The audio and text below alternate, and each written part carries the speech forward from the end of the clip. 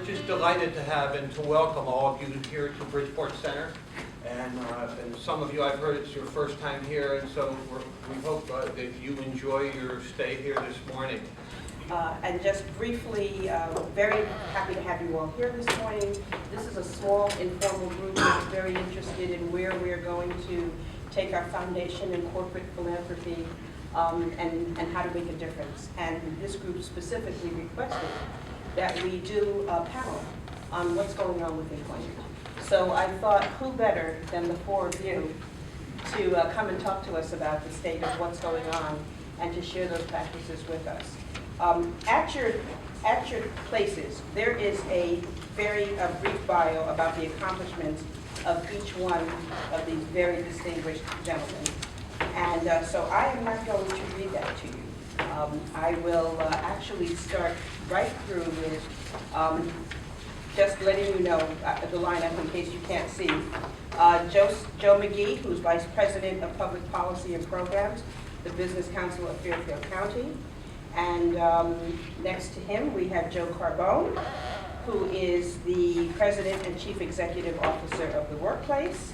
And then we have Paul Timpanelli, the President and Chief Executive Officer of the Bridgeport Regional Business Council, and Joe Vargas, who's the Vice President for the High School through College Jobs for the Future. We're here really to hear about the state of employment, learn a little bit from the gentlemen about what their perspectives are about the employment outlook in Fairfield County, what some of the challenges are, and what they feel are some effective models in addressing these challenges. So with that, I'm going to go right into the Q&A. We're starting a little late, and I want to make sure that people hear what you have to say. So why don't I start, because Joe has a cup of coffee in his hand, with, tell me what you think, what is the employment outlook in Fairfield County? I'm going to ask each of you to take a few minutes to add some perspective, and then I'll bounce back and forth. So Joe? Carbone or McGee? McGee. Oh, Yeah, we'll start with you. Well, it's interesting. I think, it's interesting. My daughter is living in London, right now working in London, and she sent me an article that appeared in one of the papers yesterday, and it was the death of Fairfield County and what's wrong with Connecticut. And essentially the article said that everything east of Westport is a wasteland. So I texted her back and said, actually, that's extremely optimistic. It used to be everything east of the Hudson River was a wasteland, or west of the Hudson was a wasteland. Now we're to Westport. Here's, I think, the issue of employment. One thing in this article I thought was very instructive. I believe what's going on in Fairfield County today is representative of what's going on in the country overall. There is this enormously successful economy in Connecticut. Enormously successful, it generates enormous wealth and gross state product. At the same time, coexisting, there is a hugely underperforming economy in which many people are trapped. And you can see it in just the enormous wealth and lack of wealth in Connecticut. And it is really, I think, symptomatic of a knowledge-based economy. I have viewed Connecticut as kind of the canary in the cage for the last 10 years. What we're seeing in Connecticut early is what we're going to see in the rest of the United States. Now, what does that mean specifically for us? I mean, the economy is picking up. We can see that. We use a measurement of traffic on 95. So the traffic congestion on 95 is actually for our, is a good thing. Haircuts. We look at haircuts. The amount of haircuts on a regular basis, they've increased dramatically. It's weird. These things tend to be very reflective of where the economy is because congestion means activity. Haircuts, strangely, one of the things people, particularly men, will extend their haircuts. Not so much women, but men. And you can measure it. It's one of those really weird little things you look at.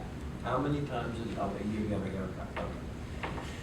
So where are we? Now you collect that data. It is collected. It is collected. So here's, if you look at the data, which Joe can go through in more detail, clearly the economy in Connecticut is picking up, but it has been very slow. I was Commissioner of Economic Development under Lowell Weicker, and we lost 138,000 jobs, but we recovered them all in 4 years. This recession lost 128. This is a very serious recession in Connecticut, and it's recovered about half of them. And on the private sector side, it's recovered about 66,000, I think.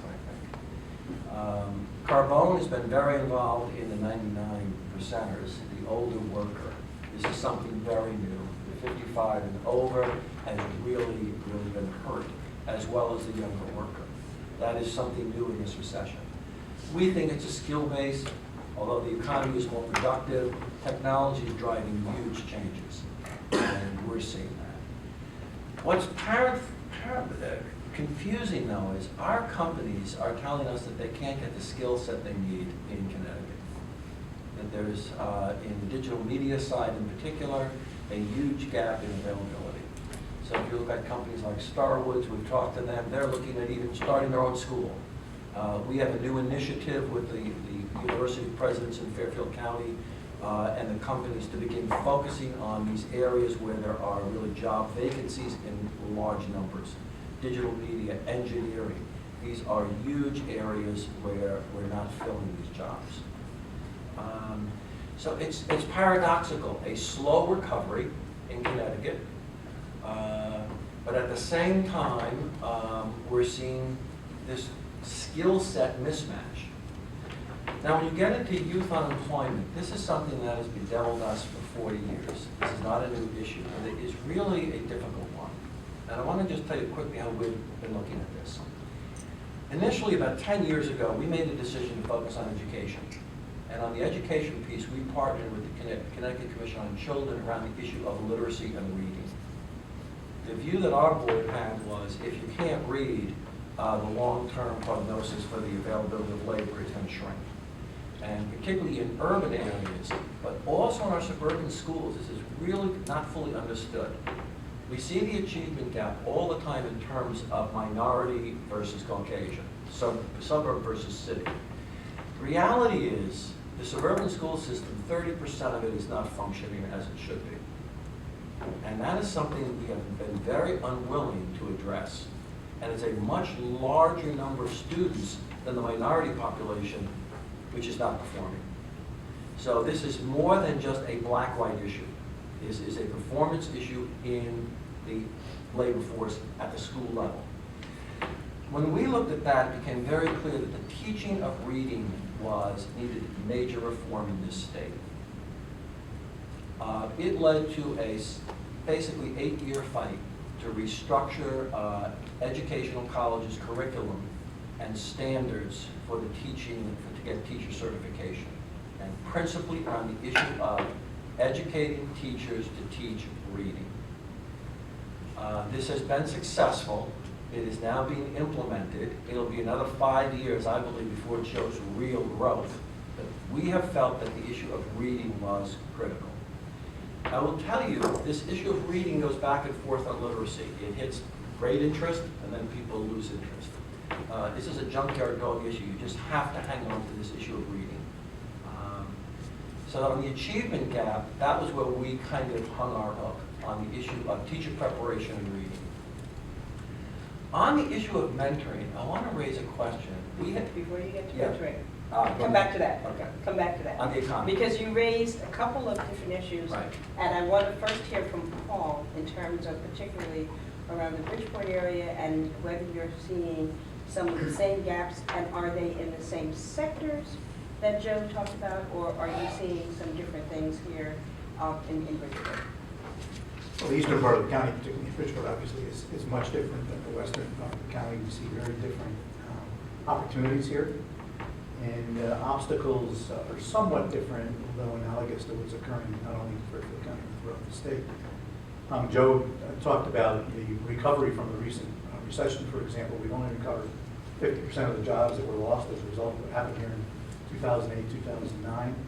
And there are lots of reasons for that, and that gets to somewhat the distinctions between the various parts of Fairfield County. The most important reason I think that the jobs have not been recovered is the lack of readiness for people to fill jobs that are in fact open. We hear from our members every day, almost without exception, if there are job openings today in businesses across the spectrum, particularly in the manufacturing arena, the skilled manufacturing arena, the advanced manufacturing arena. but we cannot find people to fill those jobs adequately. The job readiness issue continues to be a burden to fulfilling the job availability that is in fact there. Joe touched upon it, obviously it relates to the entire spectrum of the education issue and the improvements that need to be made in that arena. So job readiness, I think that's clearly is an obstacle, that clearly is a factor as to why that gap continues to be 60,000 jobs in terms of recovery from the last recession. Secondly, obviously, is the overall cost of doing business in Fairfield County. The major reason, in our opinion, why job growth is not as vibrant as it should be, as it could be, as it needs to be, is a continuing concern on the part of business as to what it costs to do business in the state of Connecticut, more importantly in Fairfield County, more importantly in Western Fairfield County. And the third thing that I think we don't pay enough attention to is the pace at which technology is in changing the job environment. And the need, or the lack of need, therefore, to fill positions that were readily filled as short as 5 years ago or 10 years ago, that are no longer filled. Because technology takes the place of those employees. If you look at my small organization at the Bridgeport Regional Business Council, we employ 9 people. 15 years ago, we employed 19 people. We do the same thing today, not more than we did 10 years ago, but we do it differently. And every business conducts their business differently today, including the manufacturing arena. We are no longer, any manufacturing job that exists in the state of Connecticut, particularly in the region that surrounds Fairfield, any manufacturing job that exists today and the opportunity that exists today in the manufacturing arena is not your grandfather's manufacturing job. It's very different today. The skill sets that are needed to take on manufacturing responsibilities in the job market are very different than they were a short 5 to 10 years ago. And they all relate to technological advancement and technological improvement. So you look at job readiness, look at the cost of doing business, you look at the change in technology, that points to, in my opinion, the reason why that gap is not yet filled. And it's much more difficult to fill that gap in eastern Fairfield County than it is in western because of the different demographics.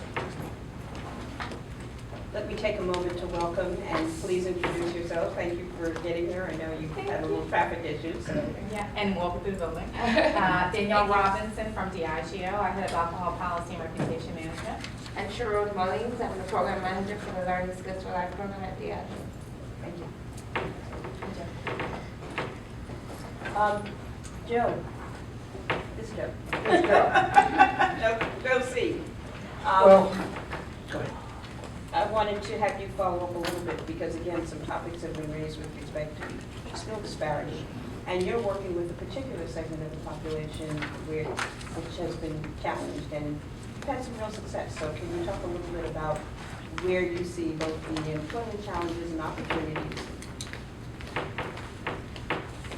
The official end of the recession is more than 5 years ago. And sooner or later, I think we all have to accept the fact that what we have is what we're going to have. That waiting for the house on days of past, don't hold your breath while you're doing it. I think what we have is what we're going to have. And there are parts of it that keep me sleepless at night. That's why I like it really might not be back like any of these stitches on my foot. But seriously, what it does is that these changes are structural. I think business schools in the next few years are going to begin to sort of repackage how you help individuals to understand how you can be profitable in whatever your business may be. And I think we're seeing it here in Fairfield County, and so is the nation. And I think that's why there's a lot of unhappiness with this recovery. I see here the gap, and I think Joe touched on it before, but I think the very nature of the structural recovery and the changes are going to widen the gap. And we, because we're Fairfield County, in terms of rich and poor, in terms of people that are kind of making it, and not just making enough to survive, but making enough to save. I mean, I'm sort of an asset guy. To me, it's success when a person can move into a job and they can actually earn more than what it costs to basically sustain the family. These jobs that we're hearing, 60,000 jobs, 80,000, let's be clear. A job that replaces a job is not necessarily equal. we're seeing that that half of these jobs, nearly half, are either low-wage jobs or part-time jobs. Let's be clear. One of the great deceptions in the system, I mean, I'm a critic of the unemployment rate that people tend to focus on and use it as a standard for determining whether or not we're into recovery or things are getting better. Those are the folks that are trying to fool themselves and maybe fool you. Most of these jobs that we're seeing are low-wage jobs or part-time jobs. And if you look at what's happening across the nation with this economy, we see a surge of part-time employment happening. We see a surge of using staffing agencies. Now, there's something to be concerned about here, because what that says to me is that as you package the human capital that you need to meet greater demand, that turning to people to do that is not the first resort, it's the last. If you can use technology, if you can use other means to make it happen, you use other means. There's a perception of risk in terms of people that there isn't quite with technology and other forms of meeting your company's demand. So what does it do to us when we see that people need to resort to part-time employment, either one job or 4 jobs, just to have a job and to pay the rent and make ends meet? It means that the effect on the region's social structure, safety net, is going to grow. More and more folks every year are going to be entitled, are going to be eligible for the entitlement programs. And the funders, folks that are around, need to think about that. These are not things that are going away. These are things that are going to be here. And it's frightening to me. I mean, I will tell you, what Juanita was alluding to was my work for 99ers, which are people that have expired. They've used up their entire unemployment benefits and remain unemployed. And about 45% of them are over 50, and they're facing a tsunami out there. It's right there back in. But I also worry a lot about the other folks. The folks that are really every single day either going deeper into debt or moving further away from, the American dream of making it to the middle class. We have a shrinking middle class. And I guess I'm an honest guy who believes that when the middle class grows, it's good for everybody. Everybody wins. You got to worry when it is structural. Structural because that will give it energy to move on. To move on. See, I don't believe in the skill cap. I don't believe it. You can't expect the system to do more than to prepare people so that in certain cases, the government programs, be it local, state, or federal, can provide services that can deal with some customized training. But you can't have everything ready for anybody whenever they want it. You can't. And it's not fair to expect us to do that. All we can do, we can give people the basics that they need. But employers need to invest. And, when I hear employers, in particular the manufacturers, and they tell me they got jobs vacant for a year, I tell them, then they're going to fire you. You're the president of this company, and you got vacancies for a year. Why? Train people. Invest in your employees. Don't expect the government is going to have everything ready. Let's understand, all alluding to this. Technology is changing. So it may be a perfect solution for you now to respond to your need for growth. 8 months from now may change. It takes the government programs time to adjust. And if that's what everybody's waiting for, a long week. It's not going to happen. It's incumbent upon the industries to invest and stop complaining. And they're really interested in taxes and other ways in which maybe the government is imposing upon them, and they use this as an excuse. I don't buy it. It's their responsibility. They're not doing their part. That's what I think is still cap. Sorry about that. That's what I think. All right, we're going to fight. We're going to fight. I counter to that. But, nonetheless,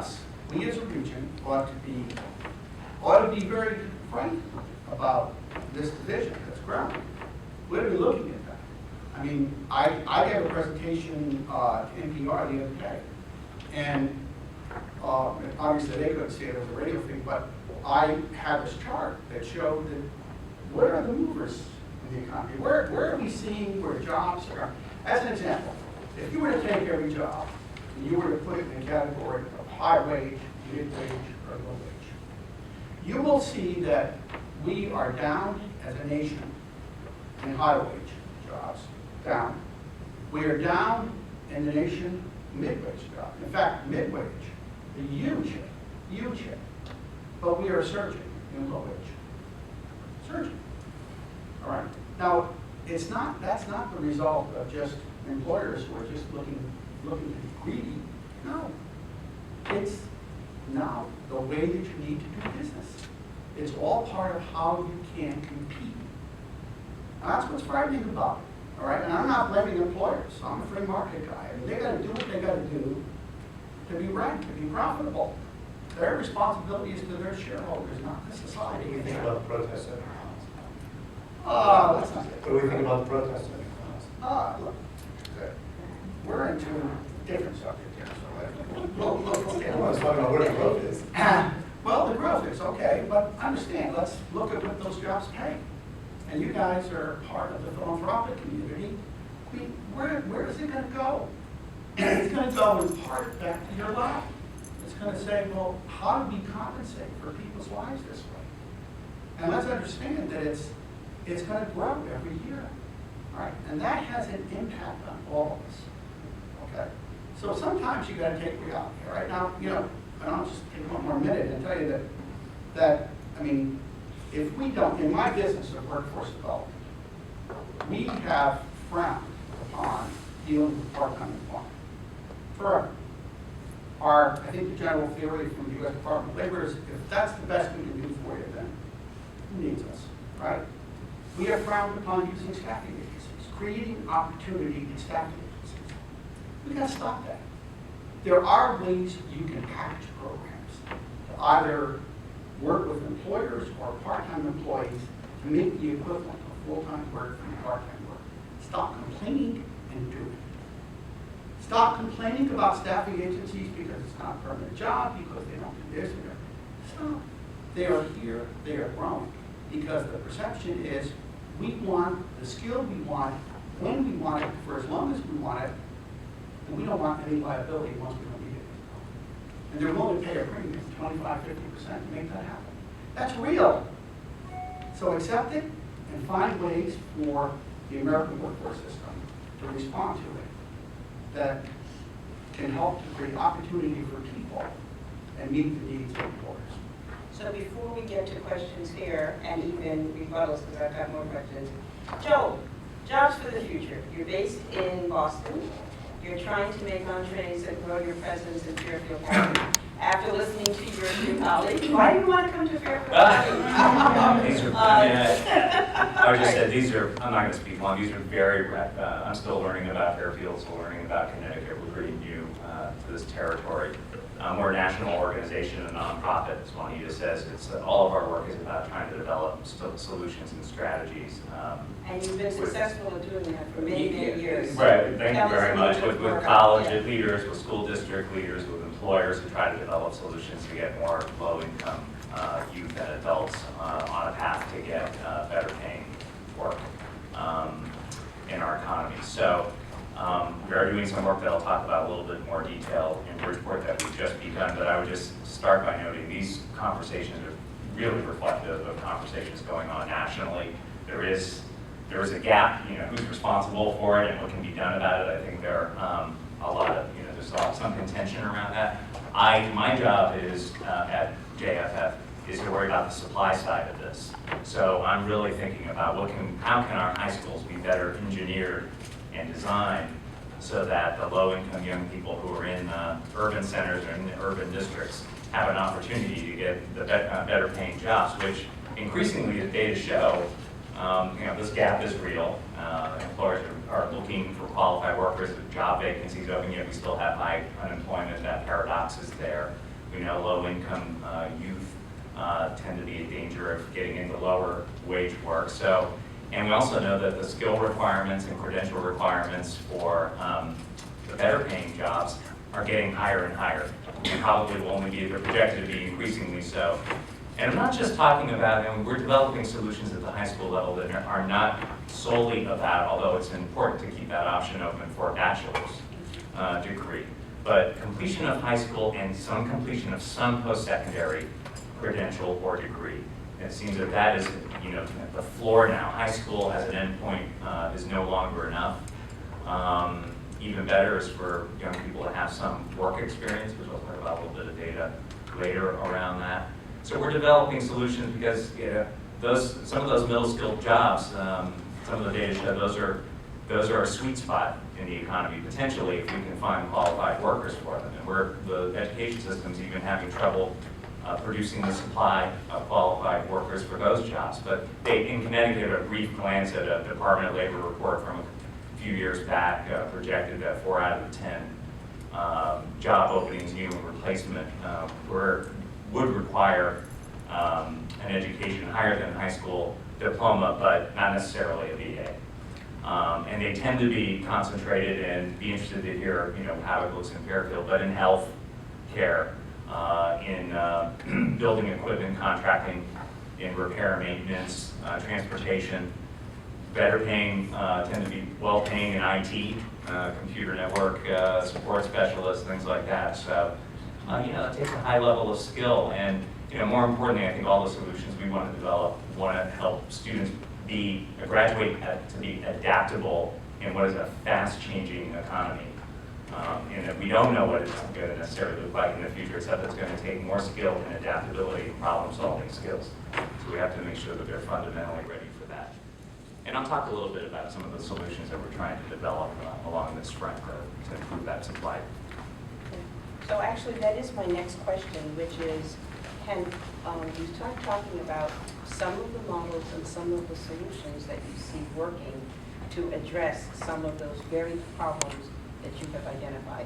And if you guys want to take shots at each other during the course of answering that question, that's fine, but I'd like you to, and actually, Joel, why don't we start with you, because you were leading into solutions. Okay, well, I guess I'll start with some problems and then tell you why the solutions I think make sense. But Andy Sum at Northeastern University has done some pretty eye-opening research about, if you haven't seen it, it's worth taking a look. He did it for Brookings, looking at 16 to 24-year-olds and their employment, their lack of connection to the labor market. And it has been this is not a new problem. It's only gotten worse, dramatically worse, showing that 16 to 24-year-olds are experiencing declines in the past decade that are dramatic in terms of any connection to the labor force.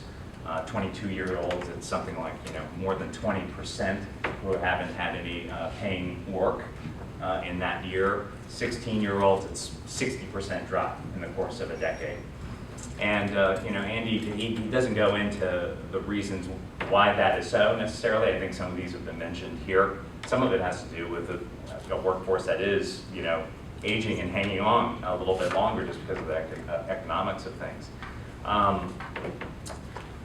But there is a bright spot in that, and you saw that youth who tended to fare better, even in all this, they had to graduate high school. That seems like no duh, right? It's sort of a necessary but insufficient precondition, but they have to do that. They've completed some post-secondary work, a credential, degree, voc certificate, on the job, apprenticeship, training, et cetera, what have you. And they have tended to also have an earlier work experience. So if they had a work experience as a 16 to 18-year-old, they were more likely as a 24-year-old to be employed.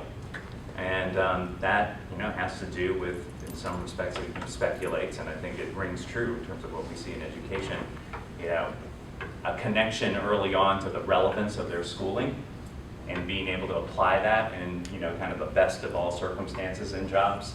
Just even having some kind of foot in the labor market, learning the soft skills and the employability skills, being part of a team, solving problems on the spot, meeting employer expectations, and then being networked, with others who are employed. So those are really important things, and I think the solution sets are important to build around them. Quickly, things that we've been doing, and I can talk more about them to the degree that you're interested. One is work-based learning for high school students as part of an integrated part of enhancing the academic curriculum. And at the same time, helping them get a foot in the labor market and getting some experience for all the reasons I talked about. The other is actually building high school so it connects more explicitly to post-secondary credentials. I've done a lot of work in this area on something we call early college high schools, which are schools designed so that students can earn a significant amount of college credit by the time they graduate high school. The data show that is huge in helping students complete college eventually and continue on, not just enter, but finish. And now we're seeing approaches, including some that we're supporting in Bridgeport and getting started, of combining those, the work-based learning with the routes to post-secondary programs of study, with mentoring from businesses with a focus on, especially on science, technology, engineering, and math, which is so important for our competitiveness, and they lead to better paying work. So those are just two of the things we're working on. I can get into more depth about that, but I want to give fellow panelists a chance. Can I follow up on that? Yeah. Because our experience has been very similar. Two things I'll mention. Joel Klein, when he left as chancellor of the New York City school system, was invited to a meeting in Connecticut. And he said a really interesting, the question he was asked was, looking back, what do you think your biggest miss was? And he said, we didn't link education reform to jobs. And we realized too late that kids didn't get it.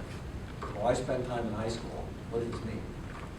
And that was really interesting insight on the part of Klein. And here's Klein, who's just gone through with Bloomberg this enormous restructure of education in New York City. And he said the big miss was, school reform isn't just about school reform. The thing we saw on that is Bridges to Excellence, which is a program up in Danbury, which Western Connecticut State University runs. And Jim Schmader, the president of the university, recognized early on there was a disconnect between high school kids coming into college, the curriculum development at the high school and middle school level and the college level. And that the teaching skills of elementary and high school teachers in terms of classroom management were far superior to those skills at the college level, not recognized by the college professors though. And the integration of curriculum between middle school, the alignment of middle school and high school and college was critical. This has been an extraordinary program to cut, and what it has done is reduce dramatically the reteaching in college of courses that should have been learned in high school or middle school. Remember, the SATs are basically built on ninth grade math, maybe 10th grade at the most. I mean, I don't think we all understand the SATs, and really, if you're a 10th grader, you can do very well on it. I mean, it's fascinating. But that program has been slow. Modern has been very, very successful. And this is a huge issue, not just in cost, but remediation costs. I mean, just so you know, the community college system in the state, 85% of the students coming in can't do basic math. They cannot do college level math. So you're reteaching at the community college level and at the university level basic stuff you should have learned in high school. So that model has been very eye-opening to us. And the piece I want to just talk about real quickly is linking to work. We've been following programs that colleges offer to bring inner city kids into college. And we've looked at the medical side, the health side. There's been a lot of focus on need for health jobs. I would invite you to look at the washout rate of those students. It is extraordinary. And let's take nursing programs. So we announced a program that we're going to have 20 students from Bridgeport come into Fairfield University into the nursing program. They'll get full tuition, et cetera, et cetera. And then you say, at the end of it, how many of those kids ended up being nurses? It is really thin. So when we saw that, we thought, ooh, this is an interesting false promise that's being made here. What is really going on? And what we found was that the level of educational dysfunctionality was so great, even with mentors, even with the kids committed to doing this, they couldn't perform. That was really an eye-opener. The other issue we found was, if you say to a kid in Harding High School, we all know Harding High School in Bridgeport, it's a rough school. We've looked at that very, very carefully. Our feeling was, since there is a huge need for medical technologists, there's got to be a link between the hospital and the high school. That if I get a degree in the high school and I finish my education, I'm guaranteed a slot in a hospital training program or employment. To make that link. That is what has to happen. We've talked to kids over there about Harding High School. This is the view of the hospital. They're not gonna get me changing those bedpans. Nobody, we all go into those things and all we do is just change bedpans. There's no career path. It's an embarrassment. And we hear this repeatedly, Langdon's had this problem, we see it all over the place. So this link between high school, let's just use Harding as an example. Harding High School is going to be recreated. It'll have a medical technology program. That medical technology program has to be embedded in a job at the end of it. And that link is what's really missing. And more of that is really a part of the solution. And it really is part of the solution. We see the same thing in digital media. I mean, they just quickly just tell you this. If you go to CBS in Stanford, it's fantastic. You say, why in God's name do people leave Rockefeller Center to go to Stanford, Connecticut? They have their mind, right? I mean, God, Rockefeller Center, the center of the media industry. Go to Stanford, their headquarters. It is like a paradise for gamers. It's like boys and girls, young women, young men, of course, just they're into this. It's all this. They are controlling the world with their thumbs in Stanford, Connecticut. Whether it's the Olympics in Russia or it's the World Cup or whatever, it's all flows to Stanford, Connecticut. And those kids are just, the technology is so extraordinary. There's nothing like it in America. They want to be there because it is that cool. And it doesn't matter if it's Rockefeller Center in the middle of Manhattan or if it's Stanford, Connecticut, next to in the Clairol building. It is the technology and who's there. And to capture that excitement is what you got to do with kids in high school. And we're not doing that. We're not connecting why I'm going to school, that at the end of the deal, a job. What is this job about? And that is a huge, huge challenge. And we're seeing that so clearly. Now, let me just finish on one note. When we talk to our companies, and this is the tricky part of it, they're looking at a very different issue. It's about competition for talent. And let me just give you Stanford as an example. Stanford is now one of the national leaders in attracting talent.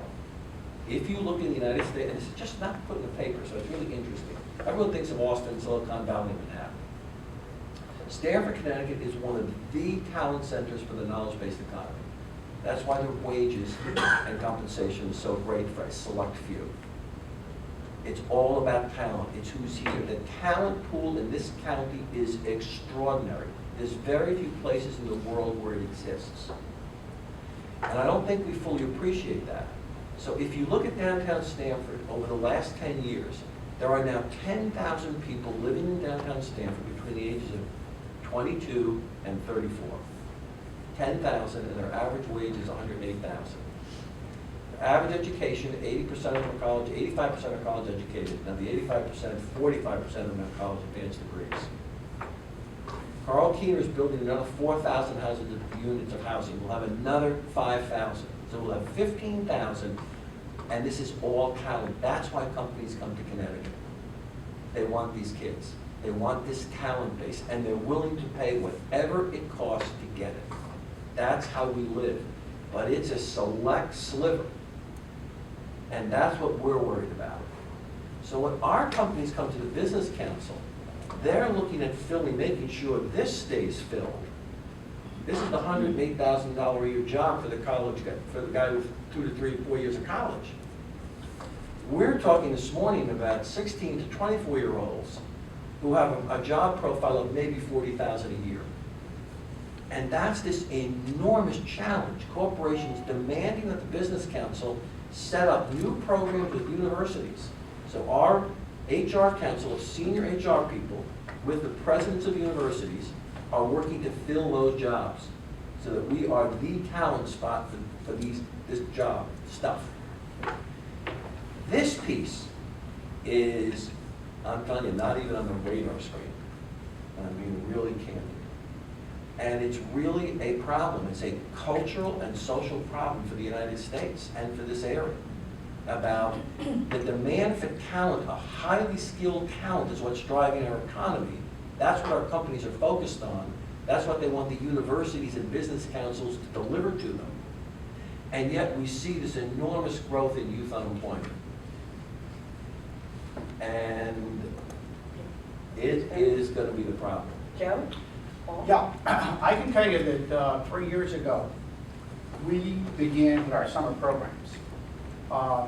As opposed to giving kids breaks and things to go to a park and do things just to kind of show up for work and get something done. We go out to businesses and say, it doesn't cost you a penny, but we'd like to assign someone here who's got some interest in what you do. As a matter of fact, People's Bank always makes slots available. And we cover the wages. Now, they're going to get the same hourly wage as if they were working in a park, but they're working in a real business system. And they're watching others and they're seeing others. We're coming out with a report in a few days that are going to show you just what's happened to these kids. I mean, it's made a difference. By the way, some of the same employers that they work for actually hire them as well. So it's making that kind of an impression. But it's not wasting their time. It's doing something that they're learning from. Now, here's the problem. The only program that we have for summer jobs now is the one that comes from the state of Connecticut. Lower Fairfield County gets something like $430,000 a year. Many years ago, this region used to get over $2.5 million when there was a federal program, and there wasn't any state program, just a federal, $2.5 million. And we used to waste our time by giving kids shovels and rakes and say, go work in the park, or clean a school or something. This approach has made a huge difference. And by the way, we dedicate 25% of this money to kids with disabilities. And we start off, they have a week of basically school to learn about private sector and all the social, or the soft skill things of that sort. We tell them to dream. Kids are blind. You tell them to dream. What do you really want to do? And then we try to go out and find an employer that can do that, give them that chance. Now we got, I think, 75 to 80 employers that helped us this year with over 400 kids. Now there's 3 years in a row, we're coming out with a report in about 2 months. And I think it's going to clearly demonstrate that using the time at that point in their lives makes them much better prepared when they have to go into the sector. But also to stay in school, to understand that what you see at People's Bank, if that's where you're going to be, what you see there, they're not high school dropouts. All right? And people that you see that you may want to be like them. They've gone to college. Maybe they went beyond just the first 4 years. Maybe they learned a particular function. They're doing something that they can do better than anybody else. So the general environment for 6 weeks, I think, does more to give them encouragement and motivate them to think of themselves bigger than they might have thought before, but also to get a real kind of sensible idea of what it takes to succeed in the private sector. So I think summer investment is very important. The feds are out of it, haven't done it for years. The state has increased its allocation every year, but I think it's up to $5 million for the whole state. Doesn't buy very much. Better than nothing, but doesn't buy very much. An investment on that end would, I think, yield some great dividends.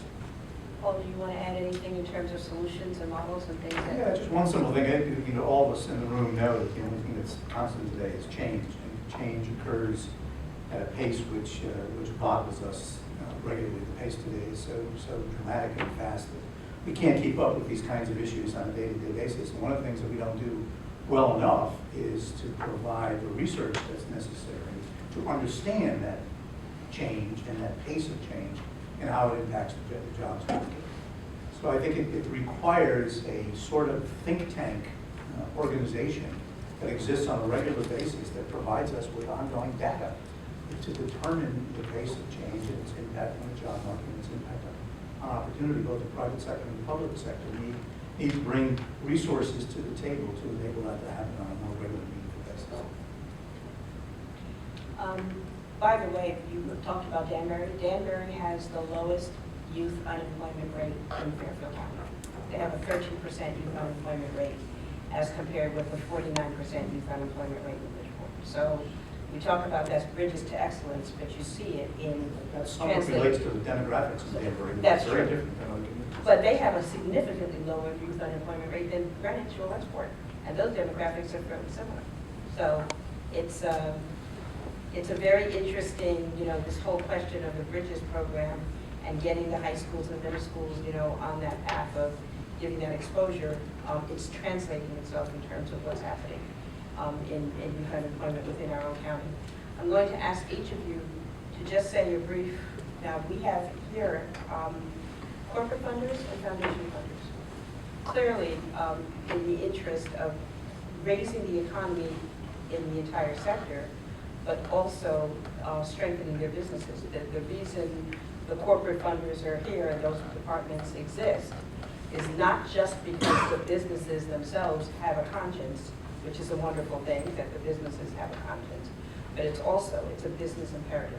So thoughts about, to this group in terms of advice of where they can be helpful or where they can seek advice. And then I want to turn it over to all of you to ask questions of the panelists.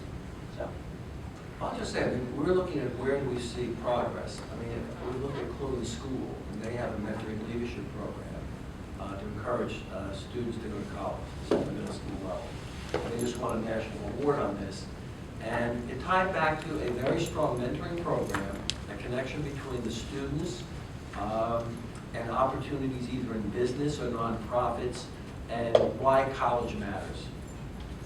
We're finding repeatedly that just across the board that kids don't get how work works.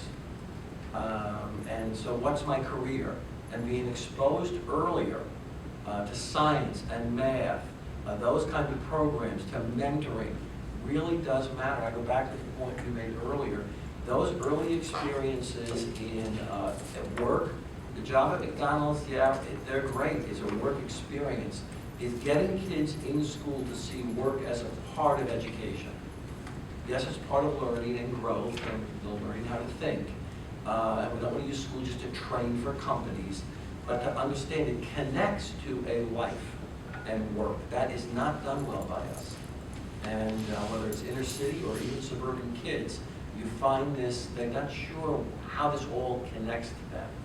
And that ties, I think, back to opportunities within companies to see how they work. And I know how difficult it is to structure those things. Trust me, we've done them. But it does have a value. And the other thing is the Bridges to Excellence, a just much bigger integration between the high school, middle school curriculum and the college curriculum. That is a scandal that these things operate siloed. This does not serve the student or society well. Relative to that point that Joe legitimately importantly makes, can I ask everybody in the room, how many have been to in Bridgeport, our aquaculture school or our new regional high school, STEM high school? You ought to hold your next meeting at one of those two schools, preferably the Rue Regional STEM High School, which gets to exactly Joe's point. This is the future, and that's what I meant when I said we need to do more research in this region on a regular, ongoing basis as to what opportunities are growing, where the job market will be in the years ahead, and then create a school system, obviously, that services the conclusions to those questions. This regional high school is a special place. You ought to see it. And can I just add to that? This whole issue of rethinking vocational education is really, really important. The old vocational education was, it was the kids who were the C students or the D students. They got to put them somewhere, put them in the trades, right? And so there's a vast quality differential between a college-bound student program in high school and a vocational. That has really hurt this country badly. When you look at the German system, which is far more integrated, we're hoping with Wright Tech and Stanford that it'll be far more integrated, high-performing vocational high school.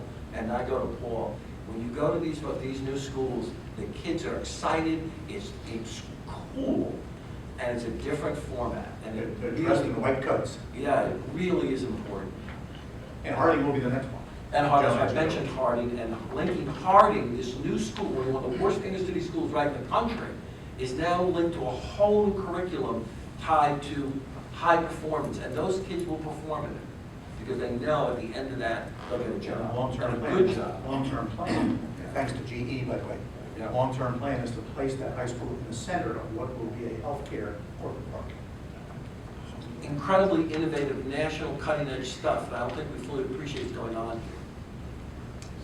Joe, you're working with an older population, but that's a more mature population, but Well, public we're arts, actually you're working working with with younger as well. Yeah. And when we think of long-term unemployed, they're not all over 50. I mean, more than half obviously are not, they're younger than 50. And a surprising high number are in fact under 40. So once you're out of work for 1 year or longer, it doesn't make a difference, frankly, if you're 40 or if you're 60, you've got the same, problem, of trying to get back in. You've been discounted from the market, but I mean, I agree with what Paul and Joe just said about some of these exciting programs that are happening. I would suggest that you focus on the families. I suggest that you look at the kids. When income is diminished and when prospects for that pathway to the middle class look more daunting, families have to contract, families have to conserve, and that includes kids. And there's a lot of things in life that kids want, not just because others have them, but because we're all kids. I mean, things that we wanted to do, things that we wanted to have, particular things that might be consistent with getting a great education, with understanding the value of school, understanding the value of getting some connection between what you learn in school and what you're going to do in life. Kids can be deprived. Kids can pay as much of a price as parents pay for not having the resources, so that kids are exposed to all the right things to make the right choices. So in addition to supporting good ideas, to try to get them to proliferate, look at families and look at the way that they're affected by the structural economic changes that are irreversible, but will have an impact on this community, all communities in America, 10 years from now, 20 years from now, and perhaps longer. And all the kids that are caught up in the middle of that will make the wrong choice at the wrong time, and it will affect their life in terms of work, income, family, community, and so on. To the extent you can use your resources. So I always tell folks, and we're pretty aggressive about going out to solicit help from people. You got to pick between what I want the money for and food and taking care of families. Giving to them, that's first. And that you need to be very, very conscious of and prepared for, because you're going to see more and more of that. The entitlement programs are going to get stretched. And they're going to get challenged. And so from the philanthropic side, somebody has to make sure that these kids, their future is not sacrificed because of the difficulties that come with not finding good jobs, but having to work, 50 hours a week with 3 different part-time jobs, or not work at all. Everybody sacrifices in families. We can worry about the adults, but longer term, we need to worry about the kids and make sure that whatever gap, whatever they're missing, so that at some point in their lives they can make the right choice that they have. That comes first. Joe? First of all, I agree with all of these ideas, and I'll add another dimension in terms of investment opportunities, or where we see the, JFF does work nationally. I think I mentioned, including here now, unfortunately in Connecticut, glad to be here. We have an 8-state, it's now a 10-state network that's focused, that's called Pathways of Prosperity Network, and it's really focused on a lot of the issues that Joe in particular and I touched upon in terms of these linking functions that high schools, colleges, and employers need to engage in local communities to build a better connection to post-secondary credentials from high school more naturally, in a meaningful way, and to employment. And so Connecticut, unfortunately, is not one of them, but we'd love to get them in, but it's quite consistent with the kind of work that we're doing in Bridgeport, the kind of work I'm interested to hear more about Harding. You know, as I understand it, the governor is quite enamored with the P-TECH model, which actually has elements of a lot of this involved, including the promise of a job from IBM, or at least first in line for consideration for successful graduates of those programs.